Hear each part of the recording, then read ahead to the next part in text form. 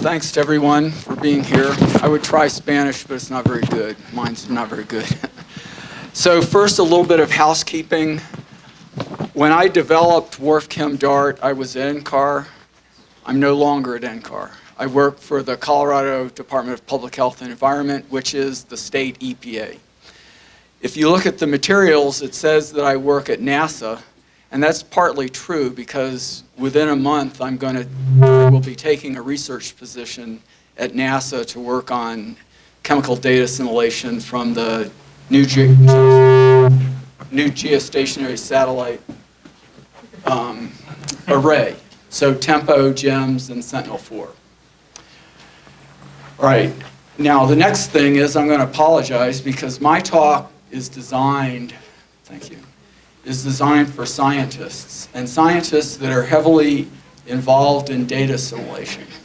So it's a talk that focuses on my current research. Since this group's a little different, I'm going to deviate from my talk.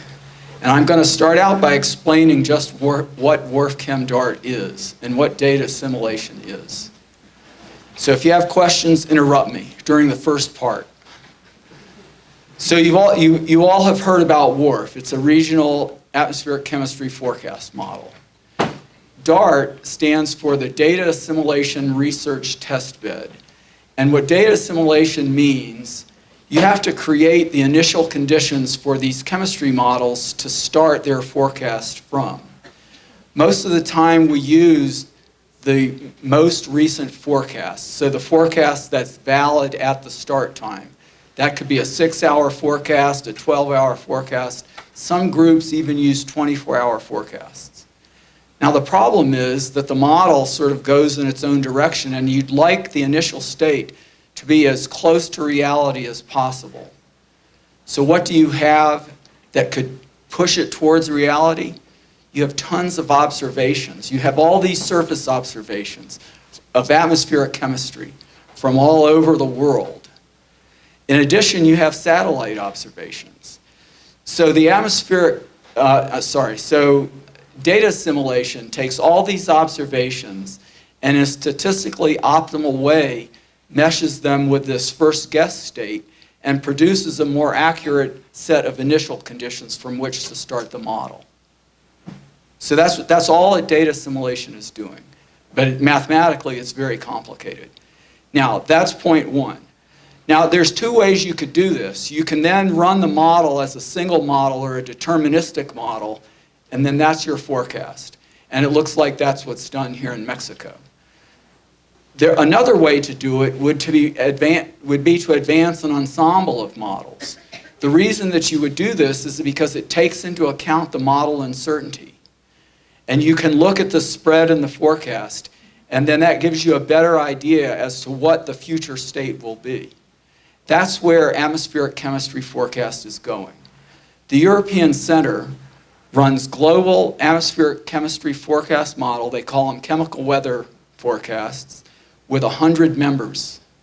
The United States doesn't run ensemble forecast for air quality, but for meteorological prediction, it runs 100 members.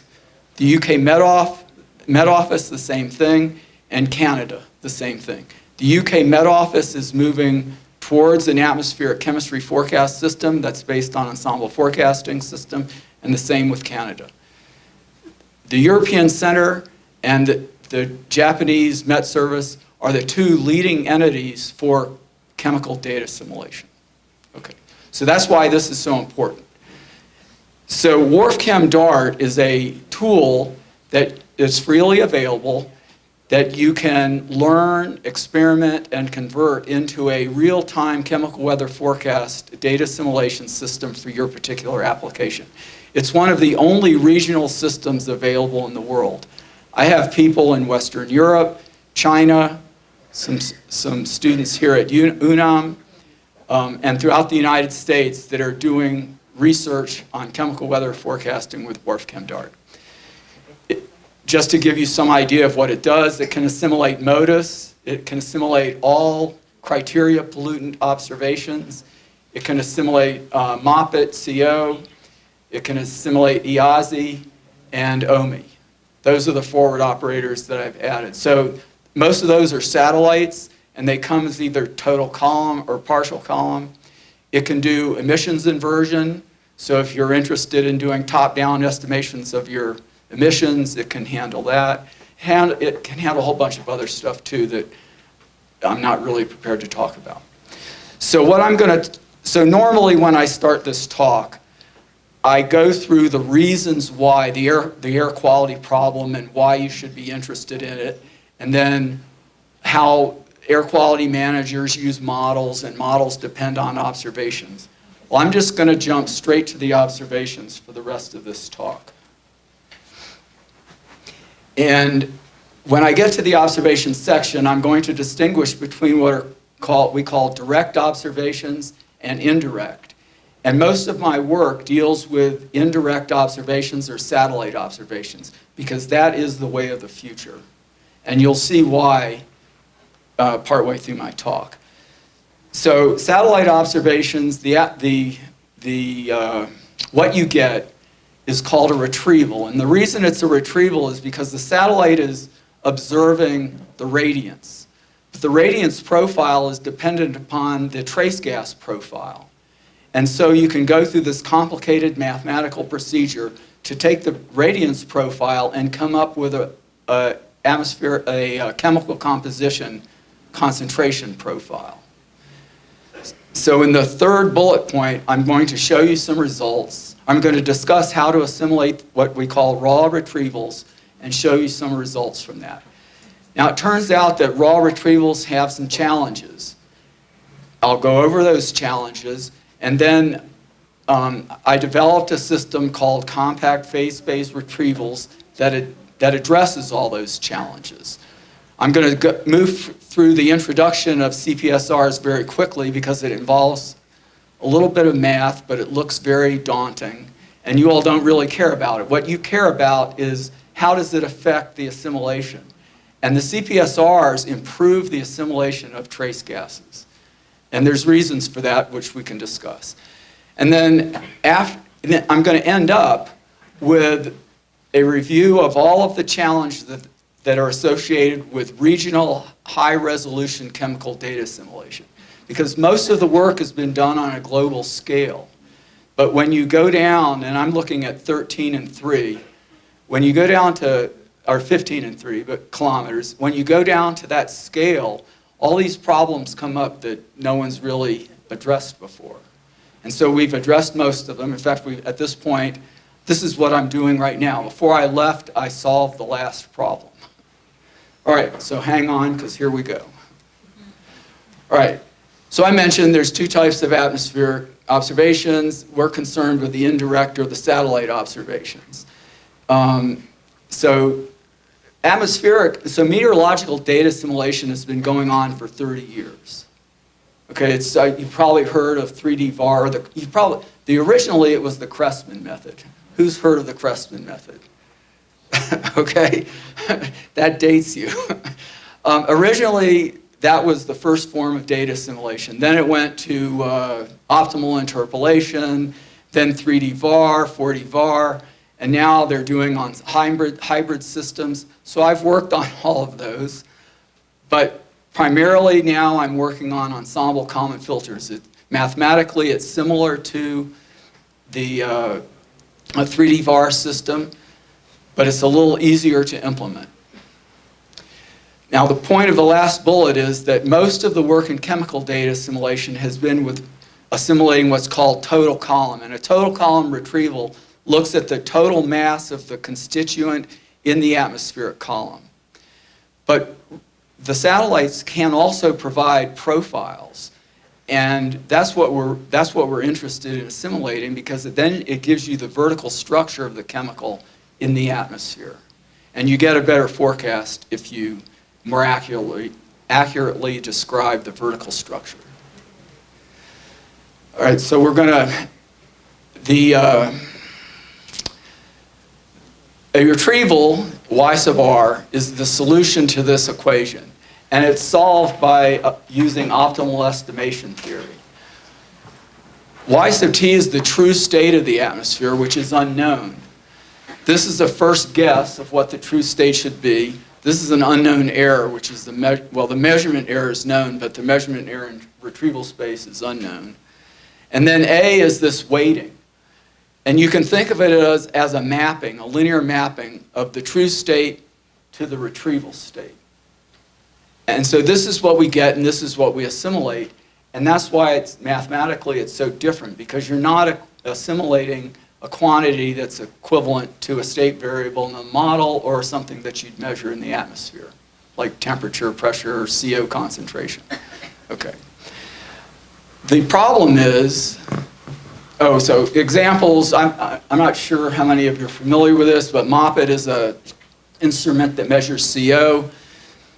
IASI is another instrument, measures CO and ozone. And these two instruments report both total column and partial column or profiles. MODIS is a total column retrieval. A lot of you are probably familiar with MODIS. Okay. So now we're going to see the results of assimilating. These are raw retrievals. Now I need to give some background. In Colorado, or in the United States, there were a series of atmospheric chemistry field programs called Discover AQ. And they were done at various cities around the United States. One of them was done in Denver. Now, the way that Denver is situated, just assume that this is the state of Colorado here. The mountains in Colorado, the Rocky Mountains, run north to south like this. So north is up here, south, east, west. North to south. Denver's located right here. There's urban areas all along what we call the Front Range of Colorado. So we get inversion trapping events that when the air is blowing with any eastward component, which blows all the pollutants up towards the mountains, okay? So there was this field program in Colorado called the Front Range Air Pollution Photochemistry Experiment, or FRAPE. And it was a 2-month-long experiment where they measured all kinds of atmospheric chemistry quantities, as well as did profiles in 6 Front Range cities. So in this simulation experiment, I've run WRF Chem DART for the first month of FRAPE, and I've assimilated only MOPIT raw retrievals and the MET data. The black curve are the FRAPE observations. So a month of FRAPE observation profiles, 2 profiles per site, 6 sites, 10 profiles during that month. Okay?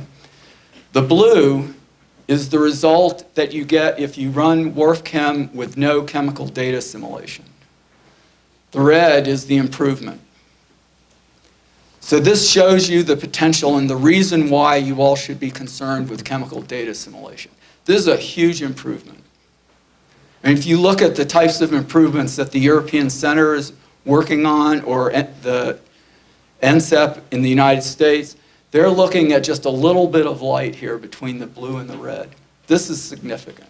And this is just another way of looking at it. The top profile is the root mean square error, and the bottom profile is the bias.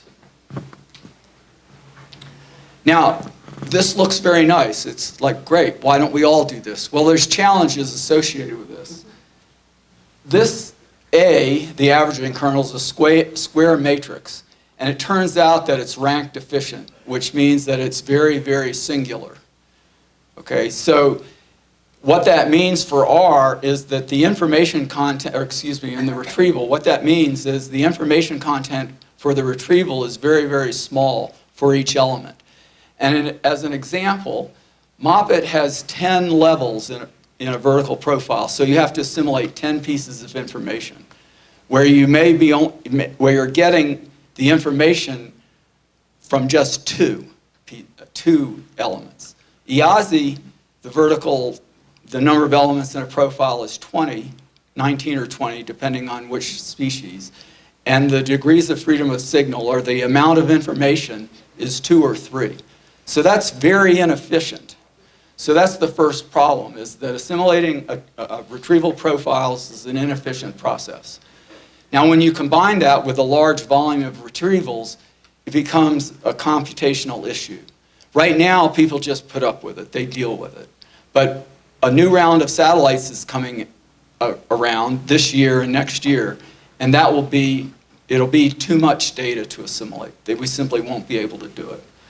So another problem is that the retrievals contain the contribution from this prior term, which isn't an observation, so you don't really want to assimilate that. And then this is more esoteric, but the error covariance matrix contains error correlation terms, and if you want to use these modern data assimilation methods, there's an underlying assumption that there are no error correlations. And then, lastly, this is what's motivating this new round of satellites. These retrievals are locally very dense. I mean, each pixel is about a 20 by 20 kilometer grid size. But then they cover a swath which is several hundred kilometers wide, and they cover the entire globe. But they only cover the globe once a day or once every day and a half. There we go. To address this year, a series of geostationary satellites that are going to measure air quality state variables only will be launched. Tempo will be the US satellite. Sentinel-4, which will be next year, I believe, will be the European Space Agency satellite, and GEMS is a Korean satellite. For somebody's benefit, this will cover Mexico. And what you're going to get out of this is hourly observations on this type of a resolution. This is a 3 by 3 to 5 by 5 kilometer grid. And the observation frequency will be 3 to 5 kilometers. That is a lot of data. The question is, how do you go about assimilating that? And here's the answer. If you use this compression algorithm that is included within WRF Chem Dart, you can make the assimilation of retrievals much more computationally efficient. And now I'm going to skip all this, but what you do is, this is the retrieval equation. To get rid of this prior term, you simply subtract it from this side. This is called a quasi-optimal retrieval. This A now is just simply a linear mapping from the true atmosphere to the retrieval space. Turns out this linear mapping has a bunch of singularities. If you do a singular value decomposition on this, the left non-zero singular vectors span this domain. And so that was a very quick way of saying is you can then transform this using the singular vectors to compress the retrieval and get rid of all of the redundant or linearly dependent pieces of information. So after you've done that, you get a compressed error covariance term. The problem is the compressed error covariance still has error correlations. You can do another transform similar to a principal value decomposition transform. That is a variance maximizing transform, and it gets rid of the error correlation terms. And then what you end up with is this complicated thing, but you don't need to worry about that, because together, what kind of savings is this? For Moppet, you get a 70% reduction in the computational costs. That's also a 70% reduction in the storage costs. For IAZI, it's up around CO, it's up around 85%. For ozone, it's 90%. I mean, that's huge. Okay, so what happens when you assimilate this stuff? The MET experiment is no chemical data assimilation.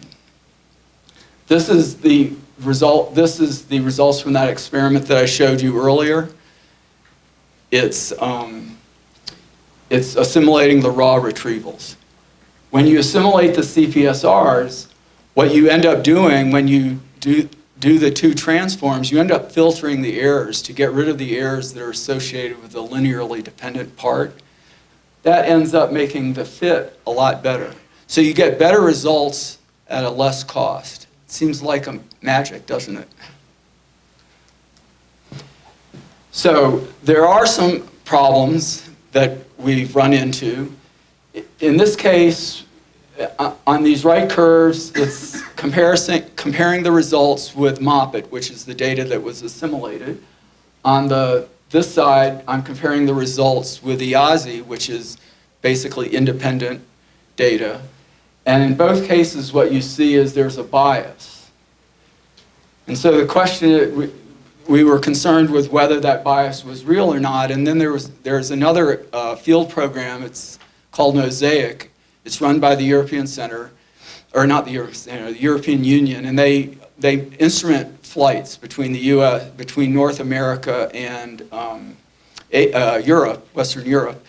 And then these instruments are measuring various chemical constituents in the atmosphere. And so I took those, and you can get a profile when the plane takes off or the plane lands. And so this is a comparison of those results with the Mosaic profiles, and you still see the bias. Now, I took this part of the slide out, part of the presentation out, but so the question this raises is, how do you deal with biased data with a phase space transform? And we have two methods. The first method was to just discard it, and then the A becomes rectangular instead of square. And since it's a singular value decomposition, you can still do the transform. But that had some negative effects upon the lower troposphere. And the method that we're working on now, which is not finished, is to partition the A matrix into the part that you want to adjust and the part that you don't want to adjust, and then subtract the part that you don't want to adjust from the QOR. And so you end up assimilating only the information that you're that you're interested in. We think this is going to work because it retains the structure in the lower troposphere, but it hasn't been tested yet. All right, so that's one problem. For those of you who are graduate students, that's a problem that's hot and needs to be worked on. And now we're going to switch gears and go into high-resolution chemical data simulation. And quickly, I'm going to show you the results from a control experiment, and then two experiments in which I simulate raw retrievals. The M refers to MOPIT, and the I refers to IAZI. Then two experiments where I assimilate phase-space retrievals. And then lastly, an experiment where I assimilate a surface ob. All of these are for CO. So this is this would be just a regular surface ob that you measure like for regulatory purposes in a city. Okay. And then these are all independent simulation experiments, which means CO is not allowed. CO can update the CO state variable, but it cannot update the ozone state variable. The goal, the holy grail of chemical data simulation, is to allow a chemical observation of one species to update a state variable of a different species. Let's see. Okay, so the problems that we ran into. The first problem, and this happened very early on, is that when you reduce the resolution in chemical data simulation, you start to get high and low anomalies. And we had no idea what was causing these. First, we thought it was the horizontal scale of the retrievals, so we super-obbed, which means you average them to reduce. If they're on a 20-kilometer grid and you're working on 100, you would average them so that they have the quality of a data quality of an observation on a 100-kilometer grid. But what we found out, that helped, but it didn't solve the problem. What we found out is that the error correlations in the ensemble were unrealistic, and I'll show you that. And this, in the end, solved that particular problem. You also can get negative concentrations. The way we dealt with that was by using a log transform. Turns out that the log transform doesn't work well with, or doesn't play well with inflation, so we've taken that out, and the negative concentrations are minimal, so it's not a problem. And then we've also had a problem with high rejection rates, which means that you compare the observation to the state the current state, and if it's too far away from the current state, which is usually measured in terms of multiples of the standard deviation, it gets rejected. So we had to broaden the acceptance window. And then lastly, and this problem is the most recent, this is the last problem. It was causing the log transform to not behave very well. I'm sorry, the log transform, the interaction with inflation, was causing a gradual increase in the spread. And it would cause the spread to increase so much that the model would blow up. So when I got rid of the log transform, it remains stable, but the spread still grows. And that was the problem that I solved just this past week. Okay, so I'm going to go quickly through these because I'm running out of time, but these are some these are examples of the new error correlations. This is an example of the temporal correlation. What happened with the vertical correlation, and this is really where the problem was. These were vertically uniform at 1. So what you get out of models if you simply perturb them is you'll find that you get the vertical error correlations are too homogeneous. So using the work by Evanson and Bonnard and these decorrelation length scales, we impose the proper error correlations. And these are some examples of the error decorrelations that we imposed in the horizontal. So one question that you all should be concerned with is how similar are assimilation increments if you compare raw retrievals with retrievals. And here you see they're pretty similar. These are raw retrievals, these are CPSRs. This is the difference in the forecast compared to the control experiment. Again, you see that the two experiments are producing similar forecasts. As I mentioned, one of the problems we were having was high and low outliers. Here you see the results from 8 days of cycling, and we don't have the high and low issue, plus you see that all the different experiments have similarities. One problem is that the raw retrieval assimilation has this set of highs that doesn't show up in the CPSR. Coming here, I didn't know what that is, but I think this is due to the growth in the inflation. So I'm going to skip this. The message from this, so the previous slide was verification against retrievals. It's a complicated slide. Just take it that they don't compare as well as I would like, but they compare well. You get an improvement when you compare the control, when you compare the chemical data simulation experiments to the control. More importantly, this is the physical space comparisons. And here you see that the control RMSE for these profiles is here. You get an improvement, a bigger improvement for the raw retrieval and a small improvement for CPSR. But the important result is that if all you assimilate is the surface data and you're looking at a profile comparison, you don't do very well. Same thing over here for IASI, different results. Now I've looked at tons of these. I haven't averaged them up yet. Sometimes you get improvements, sometimes you don't. In general, you get improvements. Now this is one of my concluding slides, and here you see the problem.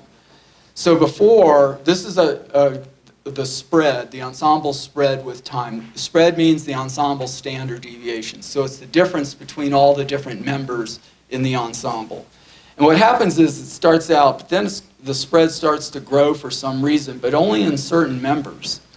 It turns out that the inflation for chemistry state variables was too much. And so, and there's a damping term. If you turn it down, I've now turned this experiment into this experiment. So the damping on the inflation is what's causing this problem. So if you see these results in 2 months, you'll see this perfectly flat. And fixing the inflation, the growth in the spread has fixed the agreement, the RMSEs in the state space profiles. I get much better agreement consistently now for all of them. All right, so I'm going to conclude with, this is my conclusion slide. This shows 2 experiments, real-time forecasting for the frappe period. This is a control experiment. This is the raw chemical data assimilation experiment showing the Denver cyclone assimilating CO. And I'll take questions. Oh, one last thing. So the last slide on this thing here is references. All of this stuff is described in these references. If you're interested in working with WRF Chem Dart, it's available for download, but you need to contact me first. Okay. Thank you.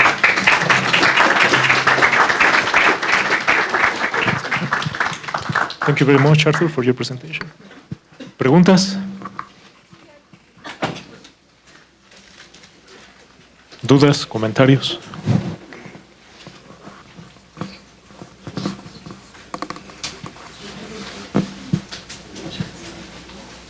Okay.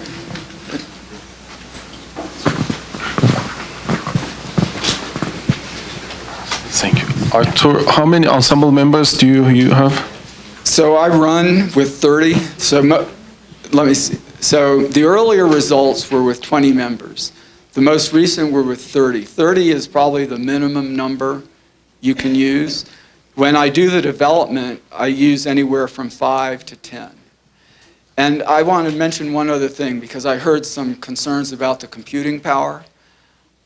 I'm doing this with 48 processors total on a very small, it's still called a supercomputer, but it's a very small university machine. My wall clock time for this 6-hour cycle is 3 hours. For the whole thing, for one full cycle. So this is doable. I'm working at the state of Colorado to get this system going for real-time, or I was working there, for real-time air quality forecasting with this system for Colorado. ¿Preguntas?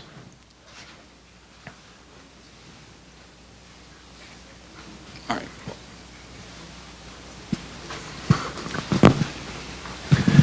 Hi, quite interesting talk, thank you.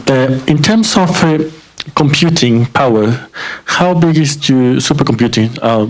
If, for example, if somebody would want to implement, I wouldn't say a similar system, but something capable to assimilate enough amount of data, So, what would be required? oh, okay. To be honest, in terms of the machine itself, I can't tell you what the processor speed needs to be or anything like that. But unfortunately, this can be done on so let me put it this way. I ran this on a desktop, one cycle, a 6-hour cycle, on a desktop with 12 processes. It took all day, okay? I run it on this, I envision that if I have a smallish kind of cluster with 100 to 200 processes, I can get this through in half a day, 6 hours, easily. Probably less with 200. Because as I mentioned, I was running 48, but on a legit supercomputer. But if I run on a cluster with 100, I should be able to get this through in 3 hours. Is that, yeah. ¿Alguna otra pregunta? And I'll tell you what, if you need a better benchmark, contact me and I can run it. Because at NASA, this is something that we're going to be concerned with. ¿Comentarios? Okay. Bueno, Thank you very much. muchas gracias por la presentación.